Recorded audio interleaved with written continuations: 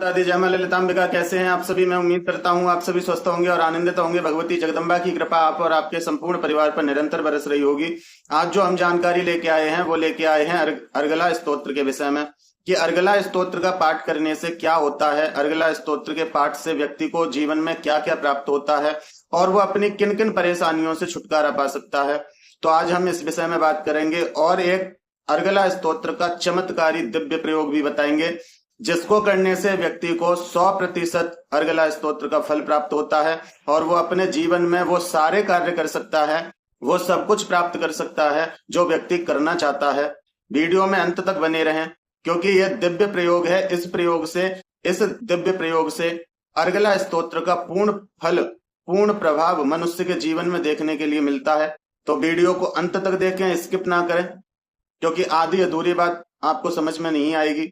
जानकारी पसंद आए तो वीडियो को एक लाइक कर दें, कमेंट में जय माता दी लिखें और चैनल पर पहली बार आए हैं तो चैनल को सब्सक्राइब कर लें। आइए वीडियो को शुरू करते हैं। सबसे पहले हम जानते हैं कि अर्गला स्तोत्र का पाठ करने से व्यक्ति को क्या क्या प्राप्त होता है। तो देखिए, जो प्रतिदिन अर्गला स्तोत्र का पाठ करते हैं उन व्यक्तियों के जीवन में सबसे बड़ा चमत्कार तो यह है कि उन्हें माँ की कृपा प्राप्त होती है। माँ उनके ऊपर प्रसन्न रहती है, उनके जीवन में सभी प्रकार के सुख उन्हें प्राप्त होते रहते हैं। देखिए, माँ की जब भक्ति करते हैं, देखिए जो लोग माँ की भक्ति करते हैं उन्हें जीवन में उन्हें भक्ति की शुरुआत में थोड़ा बहुत कष्ट हो सकता है क्योंकि माँ आपको इस लायक बनाती हैं कि जो माँ आपको देना चाहती हैं आप उसको संभाल सको। तो थोड़ा बहुत कष्ट होता है, थोड़ी बहुत परीक्षाएं होती हैं, लेकिन यदि आप उन परीक्षाओं को पार कर लेते हैं, आप उन कष्टों को सहन कर लेते हैं तो माँ आपके लिए वो खुशी जीवन में देती है जो आपको कहीं नहीं प्राप्त होती। आप झूम उठते हैं और माँ की कृपा आपको प्राप्त होती रहती है। माँ की जब कृपा होती है और जो व्यक्ति अर्गला स्तोत्र का पाठ करते हैं तो आप उन व्यक्तियों में एक खासियत देख लेना कि उनके चेहरे पर ग्लो रहता है, उनके चेहरे पर एक ऐसा तेज रहता है कि जिसको देख के हर व्यक्ति आकर्षित होता है, चाहे वो स्त्री हो चाहे पुरुष हो। यह अर्गला स्तोत्र का प्रभाव है। अर्गला स्तोत्र का पाठ करने वाला व्यक्ति शांत हो जाता है और सौम्य हो जाता है। यदि उसको क्रोध आता था उसका धीरे धीरे क्रोध शांत होने लग जाता है। अर्गला स्तोत्र का पाठ करने वाला व्यक्ति जीवन में सभी प्रकार के सुख साधनों को प्राप्त कर पाता है अर्गला स्तोत्र के पाठ से। अर्गला स्तोत्र का जो व्यक्ति पाठ करते हैं उनको रूप और सौंदर्य की प्राप्ति होती है। माँ की कृपा से उन्हें रूप और सौंदर्य प्राप्त होता है। माँ की कृपा से उनको आयु प्राप्त होती है और माँ की कृपा से उनके शत्रुओं का नाश होता है क्योंकि अर्गला स्तोत्र में प्रत्येक श्लोक में बोला गया है रूपम देहि जयम देहि यशो देहि दिशो जहि, कि हे माँ मुझे रूप दो, मुझे जय दो और मेरे काम क्रोध आदि शत्रुओं का नाश करो। तो यदि व्यक्ति के जीवन में यदि व्यक्ति को क्रोध आता है, उसकी काम की इच्छा अत्यधिक है, जो उसको भक्ति के मार्ग में आगे बढ़ने से जो उसके विकार उसको रोकते हैं उन विकारों को भगवती समाप्त कर देती हैं। और यदि कोई शत्रु है जो उसको भक्ति मार्ग में जाने से रोकता है या उसके जीवन में ऐसी परेशानियां खड़ी करता है जिसके कारण व्यक्ति भक्ति में अपने मन को नहीं लगा पाता और खुद को ठीक करने के लिए इधर उधर भटकता रहता है, तो यह भटकाव भी माँ समाप्त कर देती हैं। उस व्यक्ति के सभी प्रकार की नकारात्मकता का नाश कर देती हैं। उस व्यक्ति के सभी तंत्र क्रियाओं का नाश कर देती हैं, चाहे कितना भी भयंकर और कितना भी उच्च तंत्र किया हो किसी ने, उसको माँ शांत कर देती हैं क्योंकि माँ तंत्र की देवी हैं और उनसे बड़ा यदि कोई तांत्रिक या तंत्र करने वाला हो ऐसा असंभव है। तो जिस भी व्यक्ति को लगता है कि हमारे ऊपर किसी प्रकार की परेशानी है या हमारे कार्य नहीं चल रहे या हमारे ऊपर किसी ने तंत्र कर दिया है या हमारे घर में किसी भी प्रकार की नकारात्मकता है या हमारे बने हुए कार्य बिगड़ रहे हैं या हमारे जीवन में कोई खुशी नहीं है, सुख शांति नहीं है, तो वह व्यक्ति इस उपाय को अवश्य करें जो मैं अर्गला स्तोत्र के विषय में आपको आज बताने वाला हूं। तो देखिए, करना क्या है, आपको ध्यान से सुनिए। प्रत्येक दिवस आपको माँ के लिए घी का दीपक जलाना है और उस घी के दीपक में 2 लौंग 2 इलायची आपको डालनी है, 1 मिश्री का दाना उस दीपक में डालना है आपको और आपको हाथ जोड़ के प्रार्थना करनी है। पहले आप स्नान वगैरह करा लीजिए, टीका चंदन लगा लीजिए, धूप बत्ती जला लीजिए और फिर आप जब दीपक जलाएंगे तो दीपक जलाकर आप प्रार्थना करेंगे कि हे माँ आदि शक्ति, पराशक्ति, जगदम्बे, महामाई, महामाया, सिंह के कंधे पर सवार माता अष्टभुजी दुर्गा भवानी, दुर्गुणों का नाश करने वाली, भक्तों को अभय दान देने वाली, शत्रुओं का भय बढ़ाने वाली जगदम्बिके, हे माँ मैं आपकी शरण में हूँ। मैं आपके निमित्त अर्गला स्तोत्र का पाठ प्रारंभ कर रहा हूँ। हे माँ मुझे आज्ञा दें, हे माँ मेरे ऊपर कृपा करें। और जो भी आपकी कामना हो वो कामना आपको बोलनी है। अपना नाम, अपना गोत्र, आप किस स्थान पर रहते हैं उस स्थान का नाम बोलना है और अपनी इच्छा बोलनी है। और फिर माँ से कहना है कि हे माँ मुझे इतनी शक्ति दें कि मैं आपके इन पाठों को पूर्ण रूप से जाप कर पाऊं, इन पाठों का पूर्ण रूप से फल प्राप्त कर पाऊं। आपकी जय हो हे माँ, आपकी सदा ही जय हो। ये स्तुति आपको करनी है।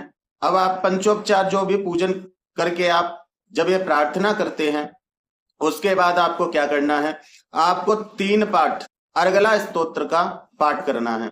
देखिए ज्यादा समय नहीं लगता, 5 मिनट लगती हैं, तो 15 मिनट में आपके 3 पाठ हो जाएंगे। और इन 3 पाठों को जब आप करोगे तो अपने पास थोड़ा सा जल रखें किसी भी बर्तन में, और प्रत्येक पाठ के बाद उस जल में फूंक लगाते जाएं। इस प्रकार से आपकी 3 फूंकों से वो जल अभिमंत्रित हो जाएगा। 3 पाठ की 3 फूंकों से वो जल अभिमंत्रित हो जाएगा। और जब वो जल अभिमंत्रित हो जाएगा तो उसका तोड़ किसी के पास नहीं। आप उस जल को अपने घर में छिड़किए और अपने परिवारजनों को और आप स्वयं उस जल को ग्रहण कीजिए। किसी भी प्रकार की कोई भी परेशानी हो, सभी परेशानी मां अवश्य दूर करती हैं। अब जानते हैं इसका दिव्य प्रयोग क्या है। देखिए दिव्य प्रयोग यही है कि आप 3 पाठ नित्य प्रतिदिन इसका जाप करें। शुक्रवार की रात्रि को 8 बजे से 12 बजे तक के बीच में आपको एक छोटा सा हवन करना है, केवल शुक्रवार को। इस प्रकार से आपके महीने में 4 हवन हो जाएंगे। और यकीन मानिए जिस घर में हवन होते हैं उस घर में किसी भी प्रकार की कोई परेशानी वैसे ही नष्ट हो जाती है, स्वतः ही नष्ट हो जाती है। उसको कहीं भटकना नहीं पड़ता। आपको क्या करना है, शुक्रवार को आप शाम के समय 8 बजे के बाद आपको हवन करना है। ये हवन आप उपले पे भी कर सकते हैं और चाहें तो आम की लकड़ियों से भी ये हवन कर सकते हैं। आम की समिधा भी ले सकते हैं। पूर्ण रूप से अग्नि को प्रज्वलित करें, अग्नि को जल के छींटे दें स्नान के प्रति। फिर आपको घी चढ़ाना है, हवन सामग्री उसके चढ़ा दीजिए। हवन सामग्री में कुछ नहीं, आप नॉर्मल हवन सामग्री जो मार्केट में मिलती है वो ले सकते हैं। उसमें आपको थोड़ा सा शहद मिला लेना है, गुड़ मिलाना है, काले तिल मिला सको तो काले तिल मिला लेना और इंद्र जौ मिला लेना। और चावल साबुत खंडित ना हो वो उसमें मिला लीजिए। थोड़ा सा घी उसमें डाल लीजिए। ये आपकी हवन सामग्री तैयार है। इसी हवन सामग्री से आप हवन कर सकते हैं। आपको करना क्या है, अग्नि को प्रज्वलित किया, स्नान के प्रति छींटे दिए। उसके बाद आपको एक बर्फी लेनी है। उस बर्फी में से 5 बार अग्निदेव को भोग लगाना है। ओम प्राणाय स्वाहा, ओम अपानाय स्वाहा, ओम व्यानाय स्वाहा, ओम उदानाय स्वाहा, ओम समानाय स्वाहा। इस प्रकार से 5 बार वो चढ़ाने के बाद फिर जल आचमन के प्रति चढ़ाइए, जल के छींटे लगाइए। उसके बाद आपको ये हवन प्रारंभ करना है। मैं इस तरीके से नहीं बता रहा कि आप कोई नहीं कर पाए। मैं इतना आसान तरीका बता रहा हूं जो बच्चा भी इस प्रयोग को कर सकता है, हर व्यक्ति इस प्रयोग को कर सकता है। इतना करने के बाद आपको मुख्यतः 5 आहुति देनी है, वो भी 3-3 बार। सर्वप्रथम आपको गणपति की आहुति देनी है 3 बार। आप मंत्र कोई भी ले सकते हैं, ओम गंगणपते नमः से भी कर सकते हैं। फिर 3 बार आपको ओम हम हनुमते रुद्रात्मकाय हुम फट ओम, इस मंत्र से 3 आहुति देनी है। फिर आपको 3 आहुति ओम बम बटुक भैरवाय नमः ओम, इस मंत्र से आहुति देनी है। फिर 3 आहुति आपको अपनी कुल देवी कुल देवताओं की देनी है। यदि आपको नहीं पता तो आप बोल सकते हैं ओम मम कुल देवी कुल देवताभ्यो नमः स्वाहा। 3 बार ये आहुति देने के बाद फिर आपको भगवान शिव के लिए आहुति देनी है। और भगवान शिव के लिए आप जो आहुति देंगे वो आप 11 आहुति देंगे और बेलपत्री से देंगे। बेलपत्री के 11 पत्ते अपने पास रख लीजिए। शाम होने से पहले ही तोड़ के रख सकते हैं। बेलपत्री को घी में डिप कीजिए और आपको ओम नमः शिवाय ओम का जाप करते हुए बेलपत्रियों की आहुति आपको चढ़ानी है। जैसे एक बेलपत्री को घी में डिप किया, फिर आपको बोलना है ओम नमः शिवाय ओम स्वाहा। ऐसे करके आप 11 बेलपत्री अग्नि में आहुति स्वरूप में चढ़ानी है। फिर इसके बाद आप अर्गला स्तोत्र के पाठ से हवन करेंगे और किस प्रकार करना है वो मैं बताता हूं। अर्गला स्तोत्र की आहुति कैसे देनी है वो ध्यान से सुन लीजिए। पहले देखिए विनियोग करना है आपको। विनियोग जब आप पाठ करेंगे तब भी करना है, तब जाप के प्रति करना है। लेकिन जब हवन करेंगे तो इसमें विनियोग बदलना है, आपको कुछ शब्दों को इसमें बदल के बोलना है। जैसे विनियोग आप सुन लीजिए। ओम अस्य श्री अर्गला स्तोत्र मंत्रस्य विष्णु ऋषि अनुष्टुप छंदः श्री महालक्ष्मीर्देवता श्री जगदम्बा प्रीतये सप्तसती पाठांगत्वेन जपे विनियोगः। तो ये तो वह विनियोग है जो हम जाप के समय इसका विनियोग करते हैं। लेकिन हवन के समय आपको क्या विनियोग करना है, ध्यान से सुनिए। ओम अस्य श्री अर्गला स्तोत्र मंत्रस्य विष्णु ऋषि अनुष्टुप छंदः श्री महालक्ष्मी देवता श्री जगदम्बा प्रीतये अर्गला स्तोत्र हवन यथार्थ पाठांगत्वेन जपे विनियोगः।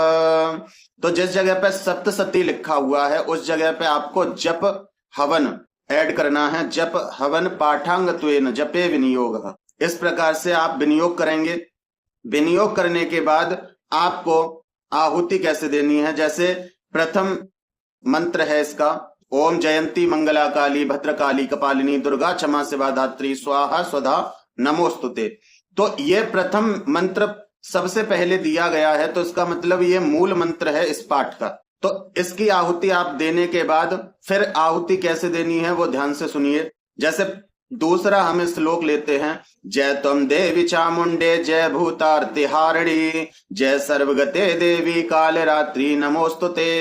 इतना बोलने के बाद फिर आपको जो शुरू में जो मंत्र बोला था जयंती मंगला काली, उसका इसमें संपुट लगाना है। जैसे पूरा संपुट लगा के मैं आपको बताता हूं।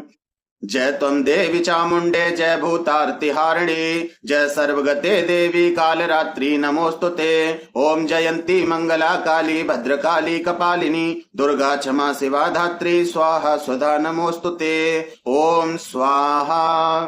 तो जो सर्वप्रथम जयंती मंगला काली मंत्र दिया गया है, इसका आपको अर्गला स्तोत्र के पाठ के प्रत्येक श्लोक के साथ संपुट लगा के आहुति देनी है। इस प्रकार से जब आप आहुति देंगे तो आहुति आपकी 25 आहुति पूर्ण होती हैं।